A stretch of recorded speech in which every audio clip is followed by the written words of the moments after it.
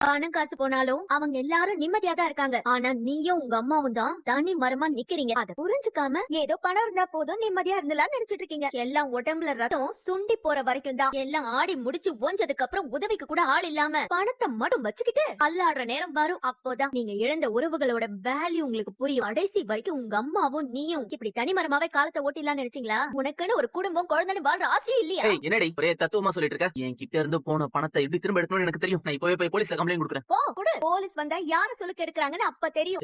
நீ என்ன பேசினாலும் சரி, உன்கிட்ட இருந்து இழந்த பணத்தை நான் திரும்ப எடுக்க தான் போறேன். ஆமா இத தவிர உனக்கு வேற என்ன தெரியும் கௌதம்? முதல்ல ஒரு ரூம்ல உட்கார்ந்து நீயே யோசிச்சு பாரு. ஏன் எல்லாரையும் ஏமாத்தியே வாழ்ந்துட்டு இருக்கோம்? கட்டின பொண்டாட்டின்னு கூட பாக்காம அவளை எதுக்கு அசிங்கப்படுத்தணும்? இந்த பணத்தை எதுக்காக அவ யாருக்கும் தூக்கி கொடுக்கணும்? எல்லாத்தையும் நல்லா யோசிச்சு பாரு. நாம பண்றது கரெக்டா? ஐஸ்வர்யா ஏன் இப்படி நடந்துக்கிறா? எதுக்கு இந்த பணத்தை யாருக்கும் எடுத்து கொடுத்தான்னு எல்லாமே அப்ப புரியும். அதுக்கப்புறமாவது நீ திருந்துவியான்னு பாப்போம் கௌதம். டேய் கௌதம், என்னாச்சு உனக்கு? ஏன் இப்படி தரையில உட்கார்ந்திருக்க? எந்திரி. டேய், உனக்கு என்ன புத்தி கெட்டு போச்சா? முதல்ல எந்திரிடா. போச்சு, எல்லாமே மொத்தமா போச்சுமா. என்னடா தோலை இது? முதல்ல எந்திரிடா. எந்திரிச்சு மேல வந்து உட்காரு. வா, எந்திரி. உட்காரு முதல்ல. என்ன பிரச்சனை உனக்கு? என்ன ஆச்சுடா உனக்கு? புலம்புற அளவுக்கு என்ன ஆச்சுன்னு சொல்லு. 10 கோடி ரூபாய் மொத்தமா போச்சு. சூர்யாவை எப்படியாச்சும் ஜெயிக்கணும்னு நினைச்சிட்டு இருந்த இந்த டைம்ல 10 கோடி நம்ம சொத்துல இருந்து குறைஞ்சிருச்சுமா.